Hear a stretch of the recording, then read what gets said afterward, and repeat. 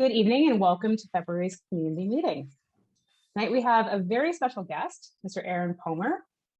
Aaron is an occupational therapist with Melamed Palmer Inc. Innovative Rehab. Aaron started out as an occupational student with Melamed Palmer Inc. in 2017. He graduated from Juvenile College in Buffalo in 2018 with a master's in science degree in occupational therapy. Before completing his master's degree, he obtained a Bachelor of Arts degree in exercise science in 2015 from Concordia University, Ann Arbor. He enjoys working from a client-centered perspective and supporting people by helping them to develop their own strengths, focus on their own values and priorities, and supporting meaningful lives. He is also a member of BIST EDI committee and the leadership team of the Black Occupational Therapists of Ontario. So please welcome Mr. Aaron Palmer. Hello, everybody. Thank you. I'm gonna try sharing my screen here, but my computer is gonna die.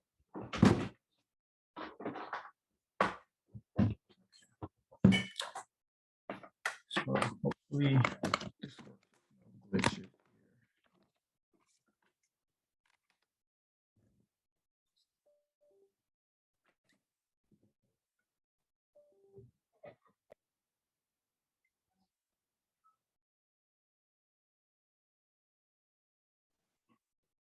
Can you still see me? I see you. Okay. Everything just froze on my end. We're good. That's okay. There's going to be a bit of a bump, and that's okay. There's always that little bit of an adjustment. All right. So I'm gonna open this.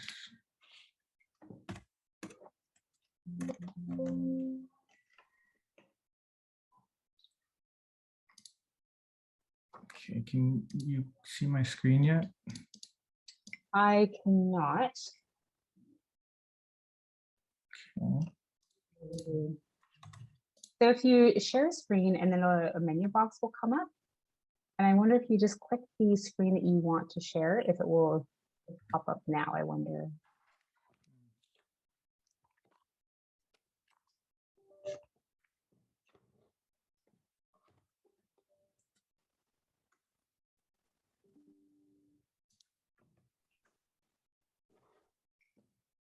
Okay, so share this one.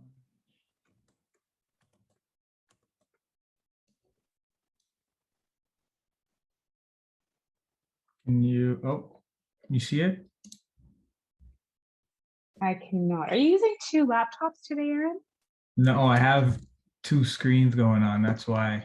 Ah, so I wonder if that's the issue. Is your presentation also on this laptop that you're using for Zoom? Let me see. Yeah, 1 second. Okay, I bet you that will work. Okay, so now come back here. Share screen. Okay, it should be showing now. Oh, we got it. Good. We got it. Thank you so much, Aaron. And thank you everybody for your patience. Alrighty, so thank you, Melissa. So yeah, my name's Aaron Palmer. Thanks, Melissa, for the introduction. I am an occupational therapist and I work in private practice in the community at Melamed Palmer Innovative Rehab. So today I will be just talking about how occupational therapy can help after brain injury. Okay, and so the main things that I'm going to cover today, I'm just going to basically cover, go over memory and some strategies for memory, pacing and planning, some strategies surrounding that, talk about sleep and some sleep strategies, as well as the ultimate goal with rehab and recovery following a brain injury, which is to be independent and to for community reintegration. So Aaron, just before we get started, one of the members is asking that we speak a little bit slower. I realized that I was a little bit quick, so I do apologize. So we will slow down so that you can keep up. Thank you for bringing that to our attention. Okay. Sorry about that. Okay, so memory. That's the first thing we're going to talk about here. So with memory, you have both short-term and long-term memory.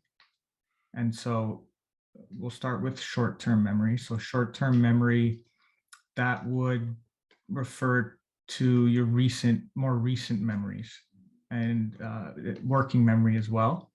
And basically holding any information for a brief period of time before having to use it or access it. So for example, if I'm cooking and I'm looking at a recipe, if I go and I look at the recipe, am I able to, after when I'm done looking at the recipe and come back to cooking, am I able to remember what ingredient it is that I need or what the instructions are?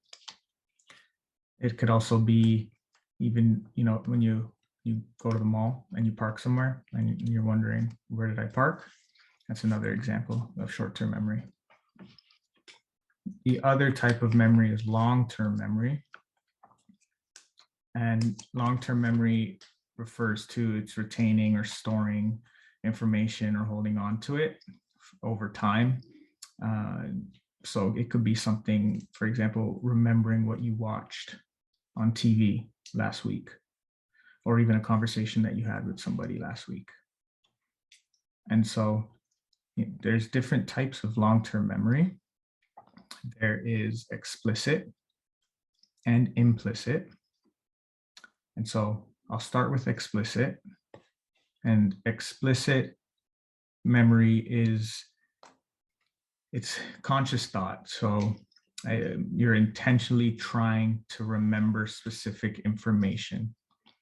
An example that I can give for that is if you are trying to remember the names of somebody or someone that you met, even retracing your steps from the previous day and just being able to remember, I went to work. When I got to work, I spoke with Melissa. And after I spoke with Melissa, I went to my desk. And so almost like retracing your steps. And so, but it's conscious. So you're intentionally trying to remember that information. The other one is implicit memory. And so implicit memory it's unconscious. It's more subtle, and it implies that that you've encoded in the information without consciously knowing it. Basically, when you're looking at both explicit and implicit memory, explicit memory after a brain injury requires more effort. So implicit memory doesn't require as much effort.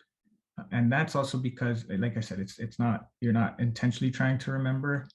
And it allows us to do things through repetition. Oh. And so now I'm just going to talk about the two types of explicit memory. So you have episodic and semantic. And so episodic events that happen to you, as you can see there on the slide. So personal experienced events. So like, what did I eat for breakfast? Semantic, general knowledge of the world. Basically, it's just facts, right? Just concepts, words. The tree is green. And then now I'm going to just talk about the two types of implicit memory. So you have priming and procedural.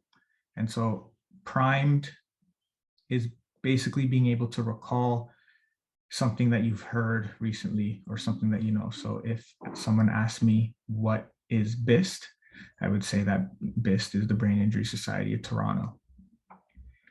Procedural, it's basically the how-to. So you're performing a task, and remember, it's unconscious. So you're performing a task without having to think about it. So, it's like riding a bike. You just get on, you know how to do it. It can even be tying your shoe, and it could even involve walking as well.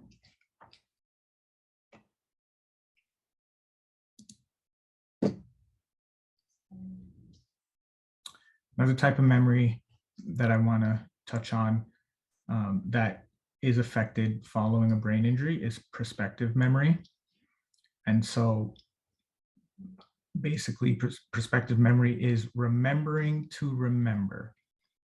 So when that's affected, you may forget about something that you're supposed to do.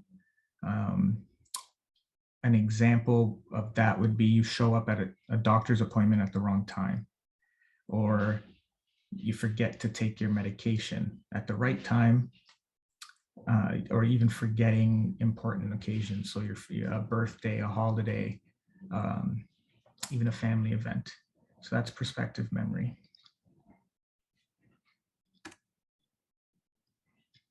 And so I'm just going to go over a few memory strategies. Just if I'm going too fast, just let me know. I have a tendency to speak really fast, but just let me know. I'm going to basically just discuss some strategies that can be used. What works for one person, it may not work for the other person. So if I list off some strategies and you're thinking to yourself, I've tried those or those don't work for me, just if you don't mind sharing, and we can talk about it more at the Q&A at the end. So, the first thing I'm going to want to say is you don't want to have too many strategies either, because if you have too many, then you're trying to remember all of those different strategies, and it does involve some trial and error. So, don't be too hard on yourself, and there's always something that works. And so it's just about finding out what that is. So the first one I'm going to just talk about, it's repetition. So basically doing something, the same thing, the same way multiple times. So developing a routine that can be very helpful with being able to just even like maintaining a morning routine and being able to maintain that and to remember, okay, what is it that I have to do in the morning? And then you could even have a checklist along with that. So while you are working on developing that morning routine, and depending on how you feel, if it starts to just become embedded and you feel that you don't need that checklist, you may need it to begin with, but you can take the checklist out, and you'll probably start to notice that it's a habit now. So another way with repetition too is even just repeating something to yourself. So if you're walking to a room and you are supposed to go and get your pencil, as you're walking to the room, just repeating to yourself, pencil, pencil, pencil, all the way until you get in there and until you get the pencil. So that's a couple repetition strategies that you can use. And, that has to do with, like I was talking about earlier, using the intact and implicit memory system as well. So by repeating that information over and over again, you'll be able to eventually, it'll just become a habit and be part of your routine. I already mentioned, so, when you are using these strategies, you want to also develop routines with using the strategies. So for example, if you're using a calendar to be able to track your appointments, you definitely want to develop some sort of routine. Like, am I going to check my calendar every day in the morning when I wake up and before I go to bed? You're also going to want to repeat information as well. So if you're having a conversation with somebody, learning to repeat back what it is they're saying. So if I'm talking about remembering someone's name, if I'm speaking to Melissa, The moment she says, "Hi, my name is Melissa," I would say, "Hi, Melissa, it's nice to meet you."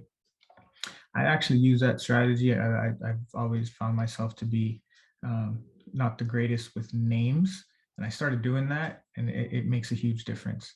And that's just an example for names. It can be if you're going to a doctor's appointment as well. So just repeating that information, even asking the doctor to, give you a summary of what it was that you went over, and then repeating it back to them. Another strategy that you can use is to use a notepad.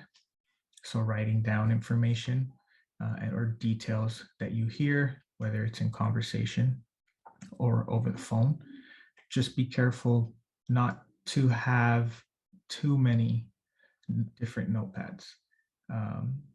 One issue that I come across with a lot of times is I have clients that are really good with using notepads and writing down the information, but they have way too many. So they'll have one in the living room, one in the bedroom, one in their purse or backpack, and that in itself can become overwhelming. And then the tough part is being able to get all of that information together or in one spot when they need it. And something I'm going to talk about in a bit as well is, pacing and planning and fatigue. Yes, repetition is good. Like I said, not everything's going to work for everybody, but you also don't want it to be. Some people feel, okay, yeah, I'll have a separate notepad when I go out, but when I get back, I'll transfer that information, which is great because, again, like I said, repetition is good, but at the same time, you need to also consider if you have the energy to be able to do that as well. And so the best thing to do with that is to either have an agenda or like a notebook with an agenda. That way you can use that in your living room, you can use that in your bedroom, or when you leave. The best strategy I always find is when people use their phones as well, or an iPad, some sort of tablet. I find that's very helpful. The iPad is really great because you can still do the handwriting, and we know that handwriting is better for memory, and so the iPad's great because you can also do handwriting on there while you are taking your notes, and if you really wanted to, you could do handwriting to text as well.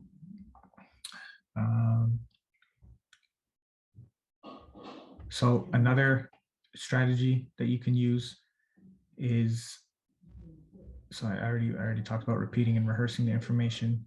Another one is recording the information. So there are programs or apps that you can use. So on your cell phone, there is an app, there is a subscription, but it's just about, whether it's cost effective or not, but there is an app on the phone called Rev, and you basically can add it to the call. It's like it's a three-way call, and it will record and transcribe the entire conversation, and then you'll have it in text as well.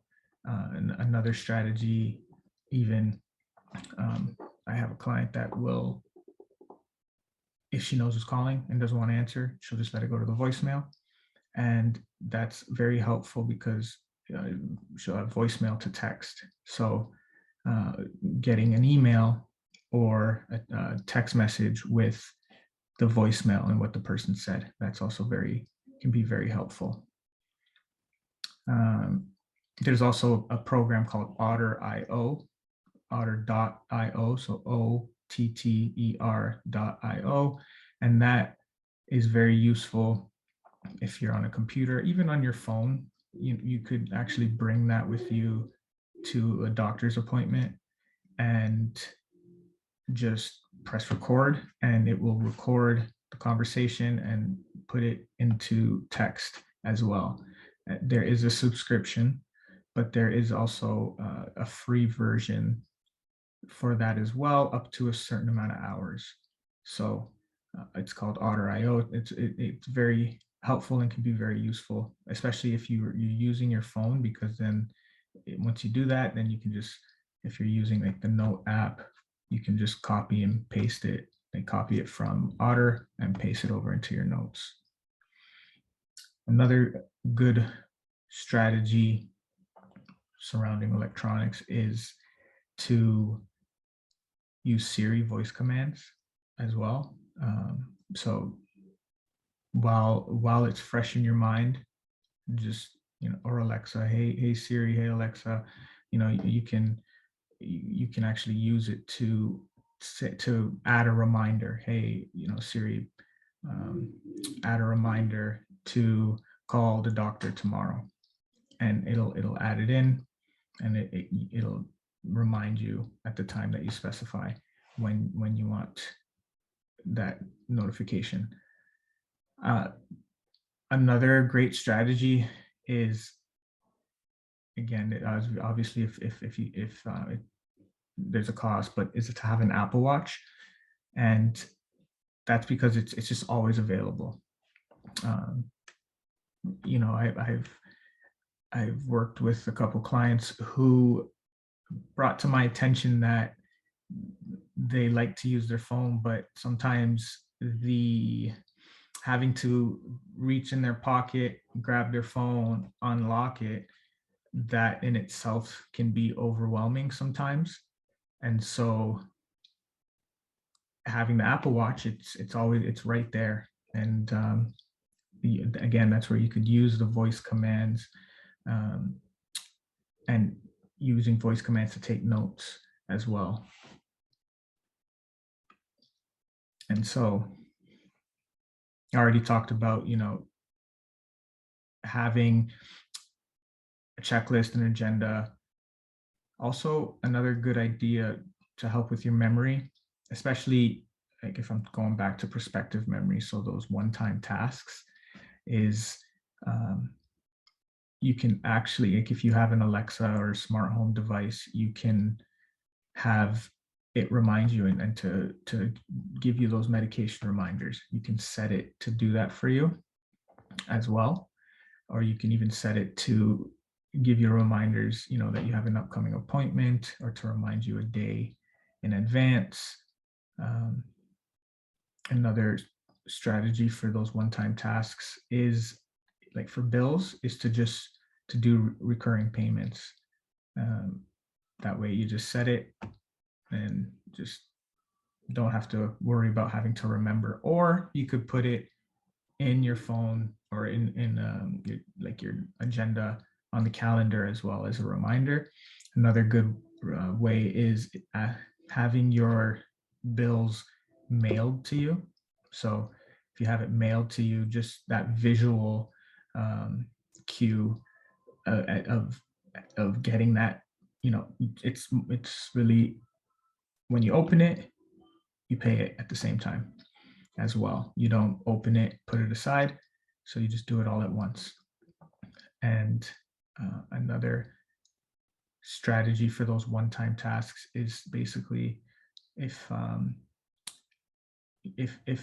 you put things where you can see it. So you'll leave something if you know that you have to leave the house and go visit a friend, and they ask you to bring something. So at that moment, okay, taking that, that you're gonna have to walk out the front door, you're gonna have to walk, from your bedroom to the front door. So putting that item somewhere so that when you are leaving, you get that visual cue. Oh yeah, I need to bring that with me. Or even having a checklist at the door, on the door. So if the items that you always regularly want to bring with you. So if it's your keys, bottle of water, your wallet, having that checklist as well before you leave the house. Another one I find too is if you to only have, like, if you have a purse and that's where everything is, to have one purse, because when you have multiple purses, that's also how sometimes, you may forget something in one purse. So having one purse or one bag is also very helpful as well. And then, just like I was saying, so if you're someone that has trouble with you just misplacing items, give your items a home. So your keys always go in this spot and nowhere else. That's where the keys go when you get home. Sometimes even you can buy like a little container as well, and that's where, when you get home, that's where you put your keys, your wallet, and that's where they go. That's their home. Sometimes too, just being realistic and just kind of how life happens, sometimes you may have two homes for your keys. So that way, at least, if you can't find your key, if it's not in the first home, it's most likely in the second home. So that's okay as well, whatever works best. And you also want, another good strategy of just being organized and remembering where items are is to, if we're talking about documents, is to have file folders, to have some sort of filing system. You want to develop some sort of good system. You want to develop that habit, that routine. You want to be consistent and sort of kind of methodical in how you organize it, and setting time. So, if my internet bill comes in, then setting up that environment. So, or just having that a set environment. So if I know my internet bill just came in, I'm going to, they actually have the little tote filing folder containers, which are nice. So you can grab that, put it near you, open it, pay it, file it. And it's always good to do things at the same time as well. And another strategy as well, if we're just talking in terms of, I mentioned earlier, misplacing items, there is also something, it's called a tile, or Apple actually came out with the Apple AirTag as well. So you can actually use the tile and put it on your keys, and it's a little square, or they have ones that fit into your wallet. And if you lose it, if you can't find it, you can check your phone to see where it is. That's very helpful as well. And then I'm just going to go over a couple more here. So in terms of just activities of daily living, so medications, you can request to do blister packs. You can also organize your medications into the weekly pill containers as well.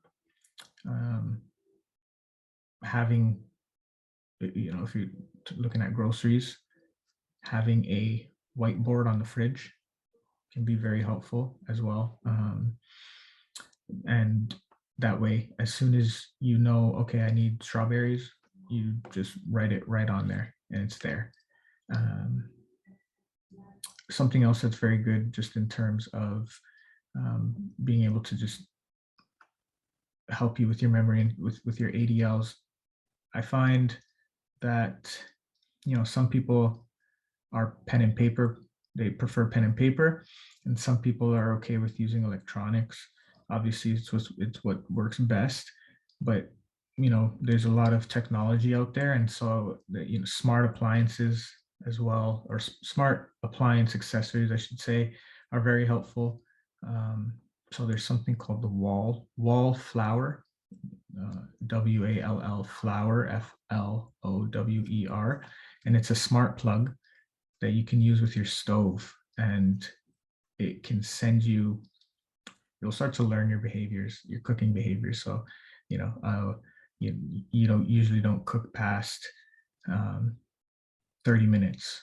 For me, it would probably be like 5 minutes, because probably I'm not making anything too complex. So it would just know, okay, After 5 minutes, it'll send a reminder to my phone. You can even have it set to send reminders to, if someone lives with you, it can be set to send them a reminder as well that the stove is on. So that's pretty neat. They have another system, it's called the stove guard. So you set it up and it basically tracks and looks at the moment that you move away from the stove. After a certain amount of time, it'll just shut it off, which is pretty neat. If you live in a home and you have a garage, they have smart garage openers. And so basically you set it up, it'll tell you if your garage is open or not. You can check if you maybe forgot to close it. You can do that. They also have smart locks as well, which are pretty neat because if you're someone that forgets your keys, the smart lock, obviously it could have a PIN code. You can have it set up with your phone. So you can even set it up as soon as your phone is within a certain area, it'll just automatically unlock. Or if, after, you can set it to automatically lock at a certain time. What's actually really neat about those two is you can set it. So if you're someone that has therapists coming in and out of home, and like your PSW or a housekeeper, and you prefer if you know what time they're coming so they can let themselves in, you can actually set and give them their own personal passcode, which is pretty neat. And you can set it so that the passcode only works between 2 to 4. Or if you know that your therapist is supposed to be coming at 2 o'clock, you can set the passcode. That passcode for that therapist can only work between 1:50 and 2:10. So it's pretty neat as well.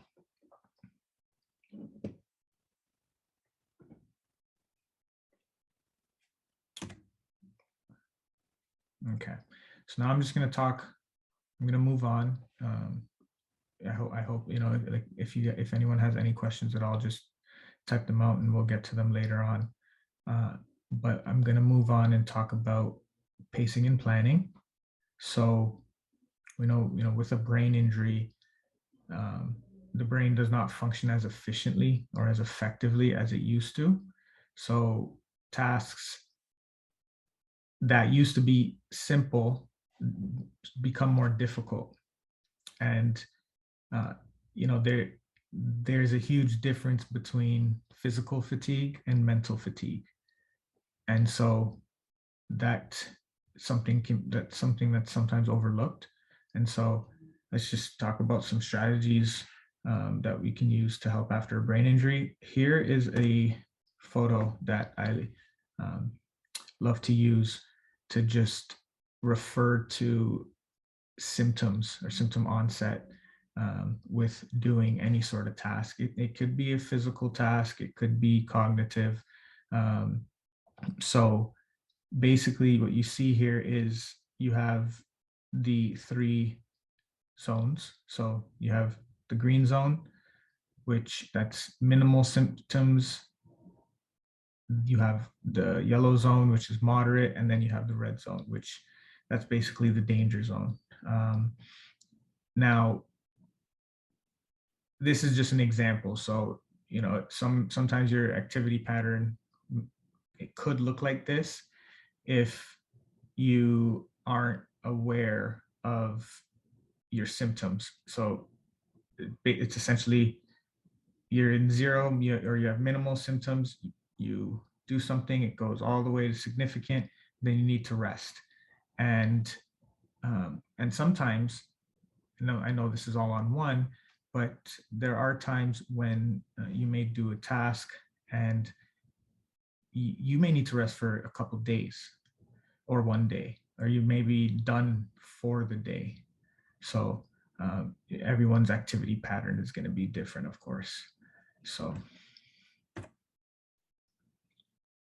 So in saying that, in terms of pacing and planning, the goal here, if that's what your activity pattern looks like, you want to basically increase your tolerance to activity without getting into that significant symptom range. And so being able to recognize and being aware of that is very important. So you basically have to kind of find that right level, that just right challenge of an activity to where your symptoms are either manageable or just non-existent and not there. And it's about consistency as well. So you want to be able to maintain this over a period of time and being able to learn how to better control your symptoms.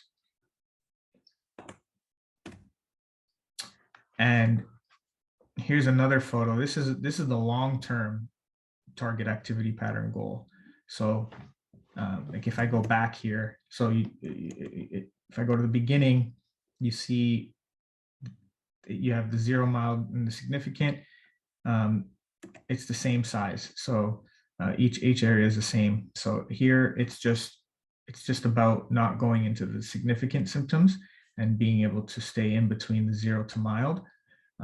Here, the long-term activity goal pattern is you're increasing the threshold, your threshold of having 0 to minimal symptoms. And that's where the consistency comes in. So being able to use strategies to pace and plan to be able to work towards this goal. And it does take time, but this is basically the long-term goal in terms of pacing and planning. And if you also look, there's it goes up and it goes down once and it goes right back up. You're also working on being able to engage and participate in activities for longer periods of time.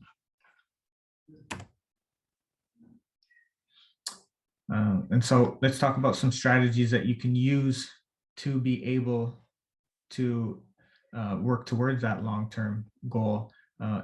Is one of the big ones is to use a timer. So this one can help you also be able to track and be more aware of how long you may be able to manage a certain task. So it could be, let's just look at cooking, for example. So you may set, that's probably not the greatest example, because if you're in the middle of cooking, you probably just want to finish the task. Let's look at reading. Reading would be a better example. So if you're reading, you may want to set a timer, and being able to, you may want to use, look at using the 0 to 10 scale, and just saying, okay, my symptoms are, after 20 minutes of reading, I feel that my symptoms are between a 4 and a 5 out of 10. And so taking your timer, checking that off, I have there using a planner or an agenda. So you just may want to document that and write that down. Because again, the goal is start looking at, okay, well, what strategies can be used to work towards being able to read for longer periods of time. And sometimes too, again, it's just about that consistency and that repetition, but you do not want to get into the significant symptoms. If you keep doing that, it just becomes a cycle. So sometimes you just have to train your brain. So being able to just consistently read at 20 minutes, remember, it's about the consistency, and then slowly increasing the time. But if you notice that you increase it and your symptoms after 20 minutes are now, a 7 to an 8, just being able to recognize that, you may have to go back down, but everything in time. Another strategy, like if you're doing something like that and you're just being more aware of how certain tasks, how fatiguing they can be, how tiring they are, and you're documenting it, you can, I like to use the battery model and looking at it like batteries. So in the morning, you're fully charged up and you start to do some tasks, and you don't want to deplete all of your energy before the end of the day. And in doing this, if you are tracking it, you can also work with your therapist, especially with occupational therapists, on maybe putting in like a point system. And so that's another strategy that you can use, where you might say to yourself, okay, well, you have 40 points for the day, but a task like reading or cooking, driving, if you're driving, those tasks are worth 5 points.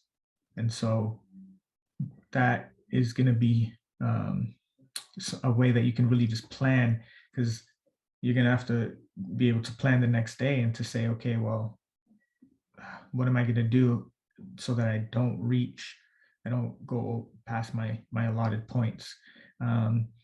Another strategy, and this one you can do with the help of your therapist, especially the OT, is modifying the environment or the activity. This is just in terms of like energy, something that it could be energy conservation. That's huge. Being able to still do the activity but conserve more energy because it's modifying the environment or the task. That can also be very helpful. And if you are using a point system or just tracking it, obviously you'll start to notice and realize that, okay, well, this task, it used to be a 4, but now it's a 3. And also something that's also very important to remember is, if we're looking at it like a battery, you can charge the battery. And so that may look like a nap for some people. For some people, it could just be switching. So switching from a physically demanding task to a task that might be cognitively demanding, or switching, or vice versa. So rest doesn't always have to be a nap either. Sometimes, like I said, it could be like meditation as well, and that'll charge your battery back up, and then you could be able to continue on with your day and continue to do a couple more difficult tasks. Okay. So in order to use the strategies that I just spoke about, it's very important to have awareness into your challenges following the brain injury. It's so basically just being aware of what those challenges are, because if you're not aware of it, it can be very difficult to be able to identify those triggers and being able to identify the tasks that are more demanding. Like I have here. So if you lack awareness, it's difficult to identify those triggers, and you'll have difficulty with consciously or unconsciously accessing the information regarding your cognitive or motor functions. And I have here just some strategies if you are having trouble with awareness. So one strategy I have here, it's very simple. It's called a stop and check. So using that during an activity. So just stop, check. Okay, how am I doing? Am I focused on the task? How do I feel? Another strategy, it could just be a self-questioning card. So you may have that and looking at that after every task. So reflection's huge. Self-talk and reflection. So just being able to talk to yourself while you're doing the task. It's just, okay, it could be inside your head, asking those questions. How am I doing? How do I feel? Another one, you could be journaling. Like I said, just making note of, after you do a task, how did you feel doing that task? This is, tell all my clients, you know yourself best, and I can really just kind of help facilitate this and help you brainstorm. But at the end of the day, you know yourself best. And so when you're journaling and you're looking at who knows, that maybe I go to shovel snow and I'm able to do it. I'm able to shovel the driveway, and I come in, eat my breakfast, and I'm able to continue on with the day. But another day I go to do it, and right after I do it, I get back in the house and I just pass right out, and I'm done for the day. So it's about looking at, if you're journaling it and being able to go back and reflect and looking at, okay, well, how much sleep did I get that night? Did I get enough sleep? Did I get good sleep in general? Did I feel refreshed when I woke up? What was the weather like? Was it cold outside? Was it hot? Was it heavy snow? Was it light snow? All those things, and just reflecting on that, and that'll also just help you with planning your day as well.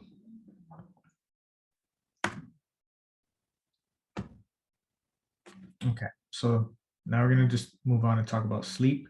So with sleep, I'm just gonna, sleep's often overlooked. So I'm basically just gonna go ahead and just talk about some sleep strategies here.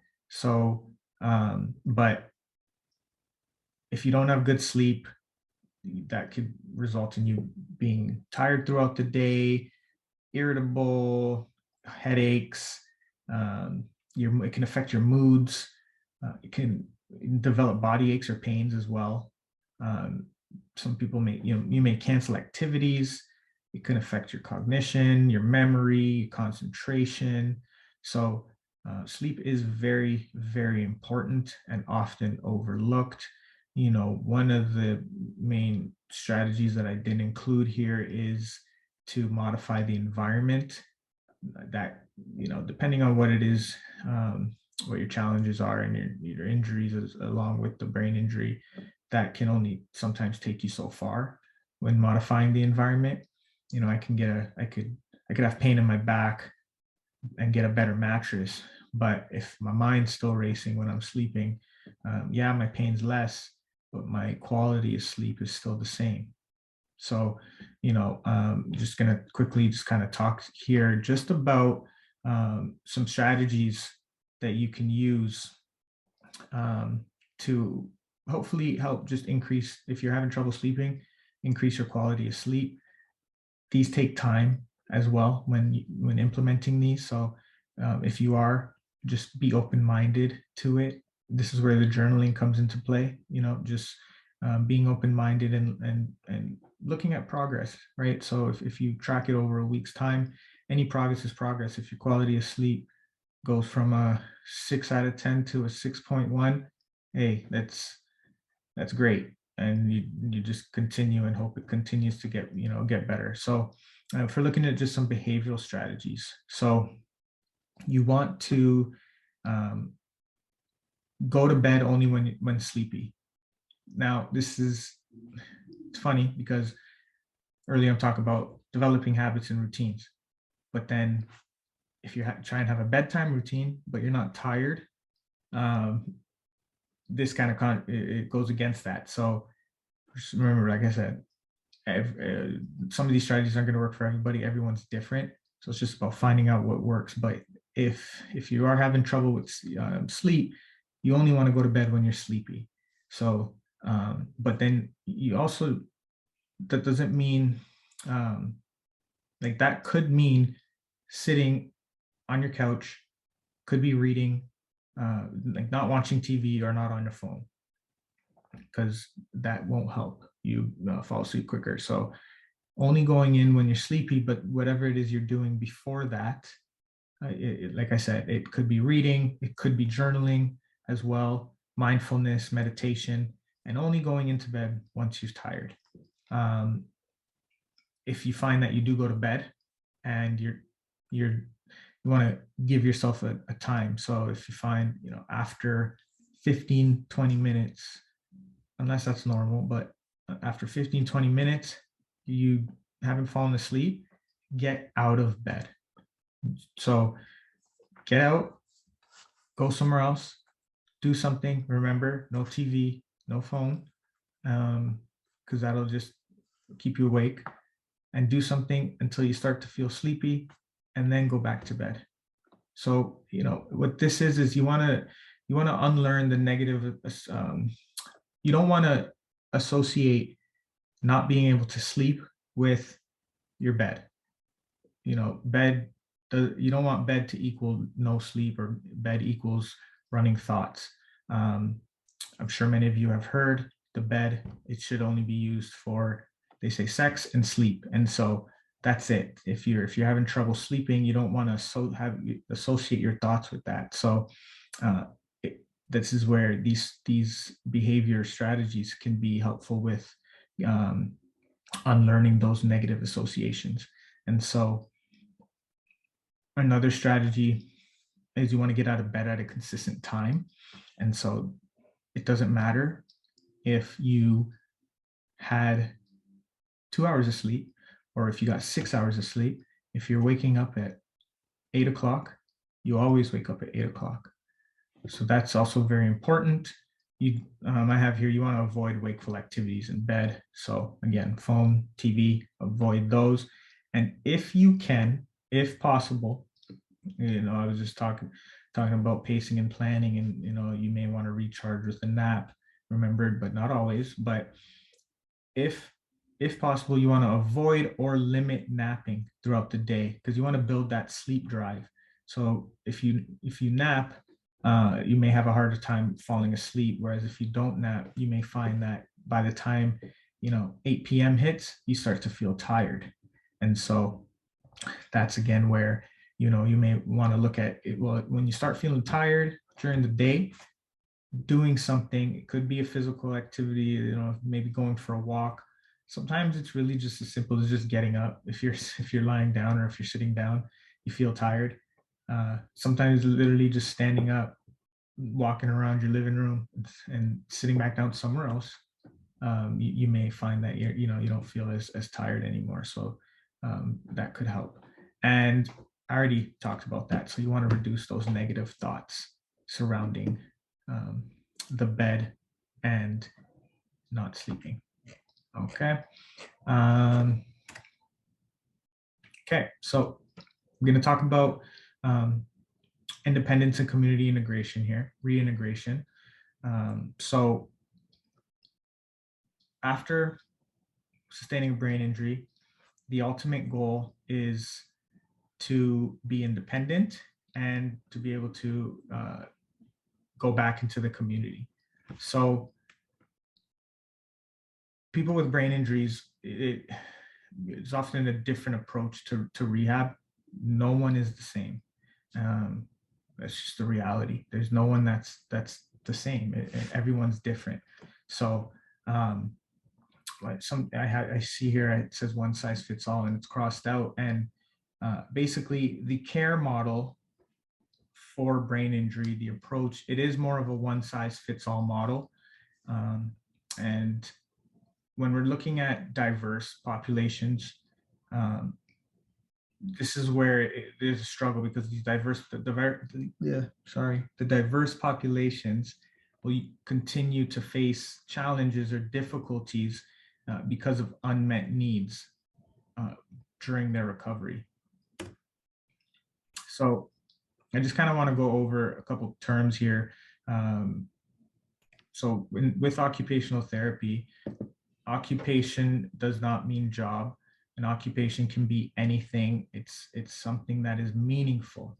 It could be gardening. If that's meaningful to you, it's an occupation. And so we're focused on how can you participate and be independent with your occupations. And so here you have occupational justice. And so the definition here is it addresses what people do in their relationships and conditions for living. The right, every individual has a right to be able to meet their basic needs and to have equal opportunities and life chances to reach her or his potential, but specific to the individual's engagement in diverse and meaningful occupation. And so, you know, This is important because occupation is a determinant of health, well-being, and justice. And it's important to know that health and justice, those work together when enabling people to engage in those meaningful occupations or activities. And so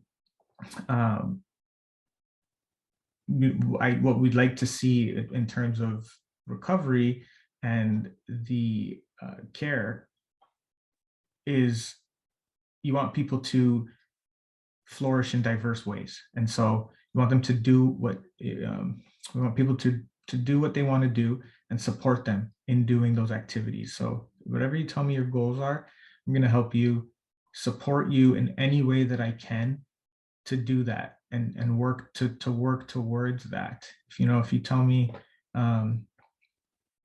you want to run again, I'm not going to tell you no.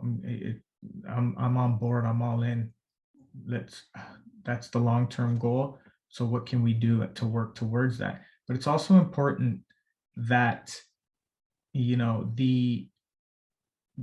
it comes to diversity and looking at culture, some of those meaningful activities, it could be what's meaningful to their family or to the community as well. So it's just important. And if I'll talk about that more later. And so basically in the occupational justice framework, there's 4 occupational rights. And so the first one is a right. Everyone has a right to experience occupation as meaningful and enriching. You have the right to develop through participation in occupations for health and social inclusion, to develop through, I don't know why that's like that, I do apologize. But it's basically just to develop through participation and having autonomy for your choices. The third one is a right to exert individual or population autonomy through choice. And then the fourth one is a right to benefit from fair privileges for diverse participation in occupation. And so when looking at these rights, it's important that they're interpreted in a cultural context. So, Western cultural groups that might focus on choice and meaningfulness to occupations, while other cultures may focus on occupations, like I said earlier, that will allow them to contribute to the family or to their community or their social group. And it's important to take that into consideration. And as an individual with a brain injury, it's important for you to also advocate for those things as well, because if it's an unmet need, that can affect your recovery. And so outcomes of occupational injustice, you have occupational alienation, deprivation, marginalization, and imbalance. And so quickly, those are, looking at my time here. Okay, it's the outcome when people experience daily life as meaningful or purposeless. That's occupational alienation. Deprivation is a state of prolonged preclusion from engagement in occupation. And marginalization is when a social group or more, they're denied or restricted in making choices. And that often results in invisible expectations or norms. And then an imbalance, it's based on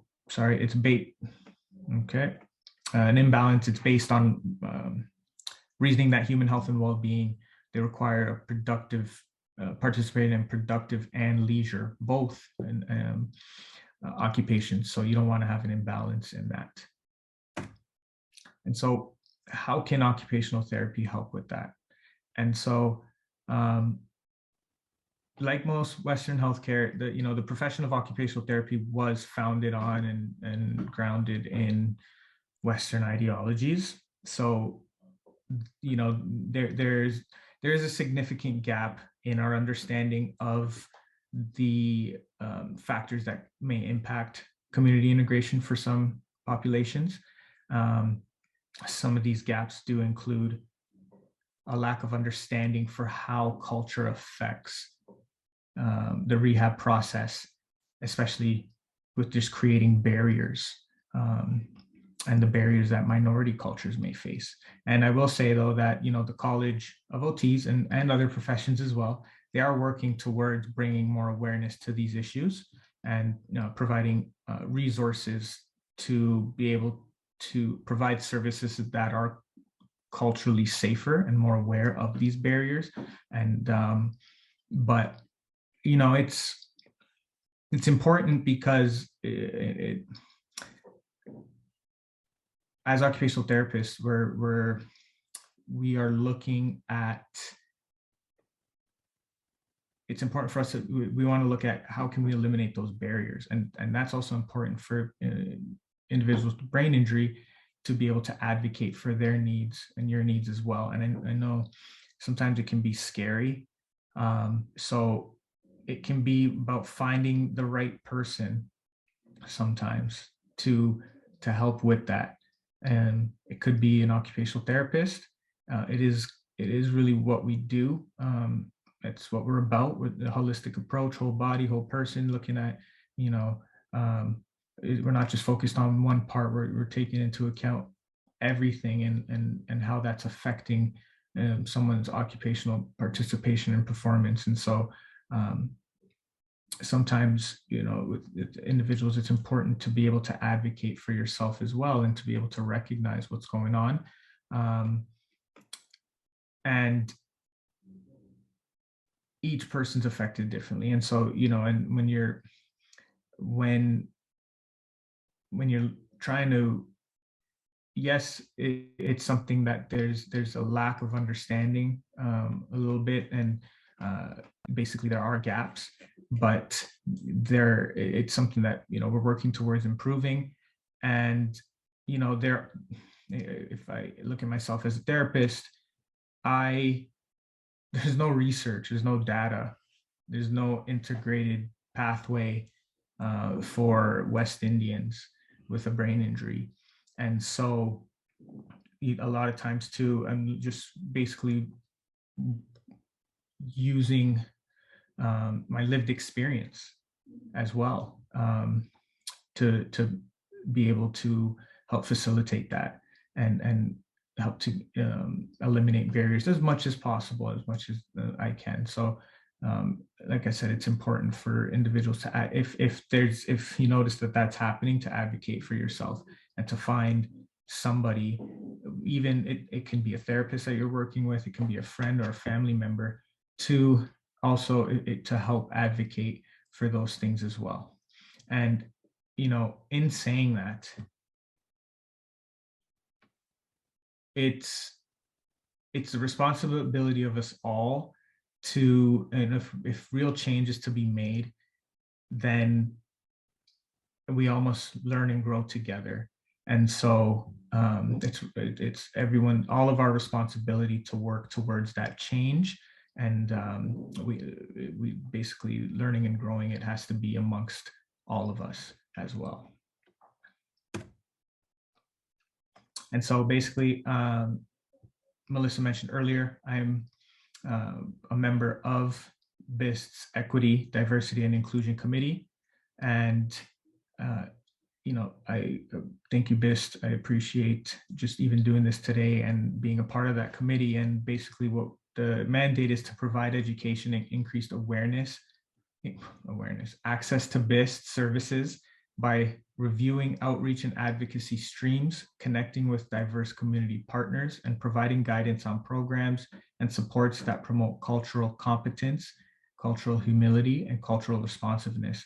And why that's important is because you see there, I have cultural competence, humility, and responsiveness bolded. And it's important that with cultural competence that we understand, appreciate, and the interactions that we have with people, and the diversity of these interactions. But it's important to also recognize that it's impossible to be culturally competent, because there's always something to learn. We don't know everything in terms of dealing with other cultures. So that's why it's important, cultural humility, to basically, it's a lifelong process, you know, where you want to self-reflect looking at your own personal biases, and that in turn where cultural responsiveness comes into play, because it's the ability to learn from and relate to other people that, from different cultures, and be just it's a lifelong process essentially. And so I included Melissa Forrest's email here, and we would really appreciate it if there's anything that our members or anyone here today wants to bring to our attention. We would really appreciate it if you reached out to let us know, even if it's today. But we want to be able to do what we can to be able to support everyone. So yeah, then these are just my references. Image credits, Google Image, thank you, Google. And yeah, that's it. So thank you very much. Thank you, BIST. And if you have any questions, we can go over that now. I hope I didn't put everybody to sleep. Not at all. I have one question here. So a member asks, is there any specific food that helps memory or a drink? A good question. So I'm not a nutritionist, but there are foods. It varies. What I would recommend, so it's called Koru Nutrition. So KORU Nutrition. Check them out. Subscribe to their emails, or just check out their website and their posts.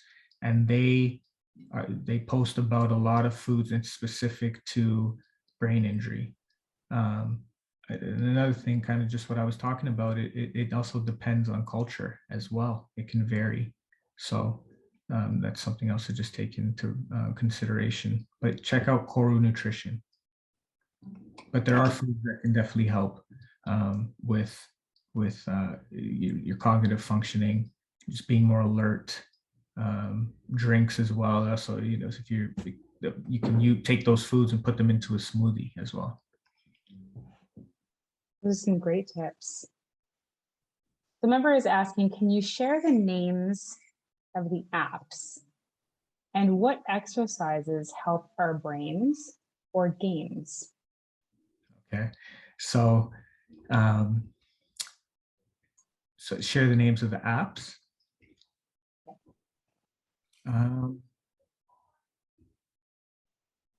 For specific, did they say specifically what for? They didn't. So the whole thing that the member typed was, can you share that names of the apps and what exercises help our brains or games? Okay, so honestly, any exercise is good for the brain. Anything, a walk, especially just getting fresh air. That's very, very important. So anything, just do it. Getting up and going for a walk, doesn't matter what your level of activity is, just something is better than nothing. So and then brain games depends. So a lot of times those can be helpful. You just have to be careful in terms of translation. So just because if I'm playing, Bejeweled or something, and yeah, it's good, and I have to attend to it, but how does that translate into my activities of daily living? So it's something to just keep in mind, depending on kind of games you like. Strategy games are usually really good. Chess games are pretty good, and especially chess. There's Scrabble even that you can do on the phone. There's Rummy Cub is a good one. honestly, anything that kind of keeps you engaged is your best bet. I could, there's even Monopoly. I could list off a bunch, but it's really just in terms of if it's for you or not. So I hope that answers your question. And in the chat box, I was just taking notes from some of Aaron's suggestions and strategies. So they are in the chat box for you to read through. And if you are watching this at a later date, you can go ahead and pause the video and you can make your own notes as well. So the next question is, so somebody has a comment. She says, thank you for all this information. It's fantastic. And they also said, I have notes on the apps and will include them all on a blog post. So thank you. I'm just going to go through and move them. And I'm just going to go ahead and reach out at this point, and I'm just going to ask if anyone else has any questions. Please feel free to type them either in the Q&A box or in the question box, chat box. And it's okay if you can only type a few words. I can definitely still translate that to Erin. But any questions that you have, we still have a few more minutes. If there are no more questions, then I will go ahead and end tonight's meeting, but please feel free to pop your questions. So a member has asked, can you share your experience with brain injury? Oh, okay. So I've been working with individuals with brain injury for about 5 years now. So I started with Beverly Melamed. It used to be called Beverly C. Melamed. I started with her as a student, actually. And when I graduated, I stayed with her. It's an MVA. Most of the referrals is in MVA. So there's a lot of individuals with concussions, and we also do have mild, moderate, severe brain injuries as well, because it doesn't mean, if you just know imaging, it doesn't mean you didn't have a brain injury. And so sometimes we're dealing with individuals that have had a concussion and some sort of orthopedic injury as well. So, and I working with them in the communities, which is always great, because there's nothing better than working with somebody in their environment. Another member has asked, I have trouble getting up from bed as I sleep a lot. Is that okay for my brain? Sleep can be good. Too much is obvious. Too much of anything is not good. So, just kind of going off of what I see here, you, again, setting a goal, small goals. It depends. I don't know if you're feeling that you're not sleeping well, or if it's a mood thing, you don't want to get out of bed. And so if it's something with mood, it can, again, setting small goals, writing it down somewhere where you can see it. And by a small goal, to be honest, like if you're having a lot of trouble taking the blanket off, that's boom, that's one goal there. You met that goal.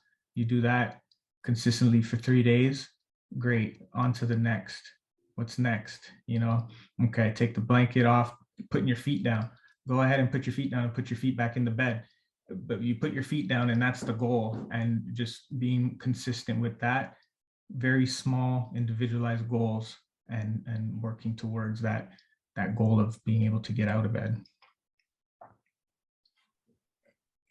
I have some comments, actually. One member has said, lovely, thank you very much. Very informative and very helpful. Another member has commented, fantastic, and they're thanking you. You're welcome. You're welcome. And if anyone has any questions and wants to reach out to me directly, my email is there. Please feel free to reach out, and I can also answer any questions as well. Another member has asked, is recommending to take antidepressants if you have a brain injury? So I suppose if you have a brain injury, are antidepressants something that is recommended? So I would leave that one to the doctors. But what I can tell you from my perspective is that is something where, have to just look at the bigger picture here and looking at what is the effect of the medication. How is it affecting you? Is it affecting your functioning during the day? What are some other alternatives? This is where, getting a nutritionist in place can also be helpful, because they may be able to recommend some alternatives as well, or something to supplement. Maybe that you change the med, but you supplement some sort of food as well to help. It really depends. Usually, the doctors are the ones that can comment more on that, but I think just looking at it from a larger picture, on how it's affecting you, even just looking at, what are the side effects of the meds, and asking, if you're asking your doctor, okay, well, what are the alternatives, or asking your doctor those questions. How is this going to affect me? What are the alternatives? Is there something else that I can take? So it depends. And that member has thanked you for answering her question. I have an interesting one. What is your favorite part of being an occupational therapist for brain injury? Okay. I would say that I love the fact that like I said, it's holistic, looking at the whole person. I get to know the person, understand, and getting to understand what they're going through, and really trying to help them, and with working towards their goals, or overcoming any barriers. And that's, I love, like I said, being in the community, working in people in their environments, and how can I help modify their environment so that they're more, independent or successful. I just love, sometimes with occupational therapy, we have an identity crisis, because we sometimes focus on so much. But I guess I can say I love that identity crisis, because it's amazing to kind of sometimes move away from the medical model, and looking at everything, the environment, the contextual factors, cultural, temporal, I'm looking at everything, and how I can help, and what can I do to help with that. So I just love the diversity of being an occupational therapist. One of the members has said, stress affects my brain injury. If stress is affecting my brain injury, how would I be able to help my brain? So I would probably say, let's maybe look at what can we do to decrease the stress? What are some strategies around that and decreasing it? That's probably where I'd start. I'd start right there and looking at that and decreasing it. Stress is obviously never, too much of it is never good. It is a natural response. That is, everyone has stress. It's normal. Too much of it's not good. So I'd probably look at that first. So then next, again, this person is bringing out some really cool questions. So what are your top 3 tips, tricks, or advice for us in the community? What have you seen as the most successful and rewarding? In the morning? Rewarding. It's a tough one. Yeah. So I think let's break it down. The first part is, what are your top 3 tips, tricks, or advice for us in the community?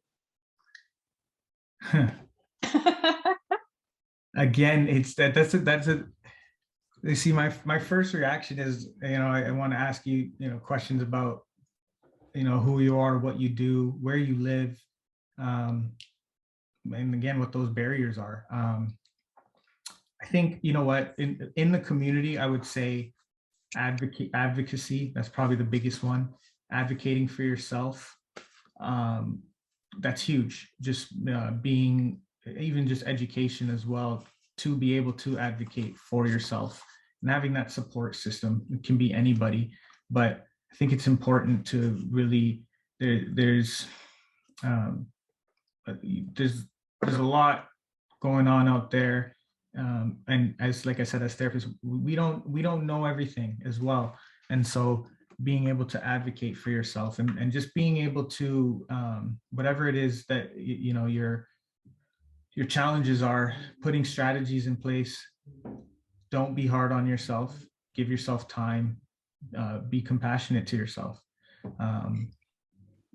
Sometimes it is about having to rebuild a new life, and I know it's not easy and it's a lot harder, but just be nice to yourself, and know that whatever it is that you're doing is the best that you can do, and that's all that matters. Your best is all that matters. So yeah, I think just like I said, advocacy, and just continuing to work towards that recovery and that independence.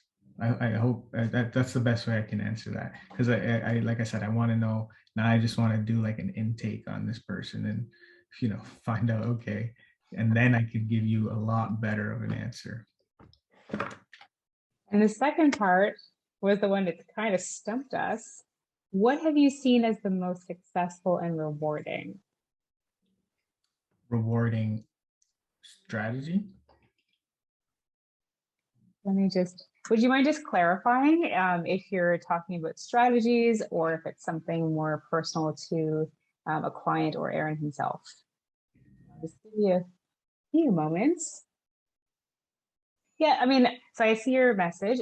So as we all know, during webinars, we actually don't use members' names, and that's just to ensure privacy. And so I'm not going to, but I really appreciate that. So this is the person who's going to be writing the blog for us. And so I think that's why she has these really poignant questions. So again, I'm wondering if you can just clarify so that we can give him a little bit of a direction where he should be going with this answer.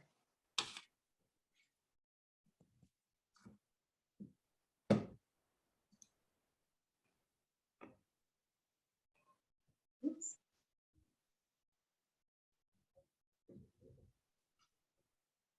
Okay, so what has been a rewarding experience? So Clarifying. for me, again, it's just being able to be there to support and support those individuals with the brain injury, and helping them to be more independent and working towards their goals. Honestly, I love it. And not every day is the same.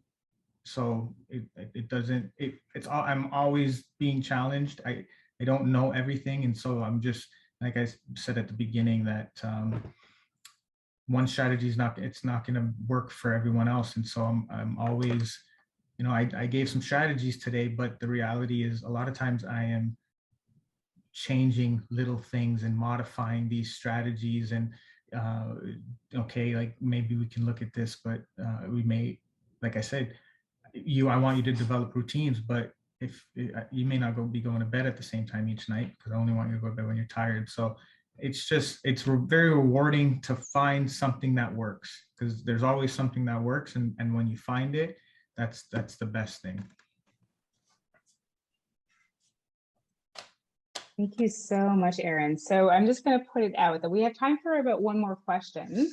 And if there is nothing, then we'll go ahead and close off. I'm just typing to one of the members. So if you see me looking down, that's what I'm doing.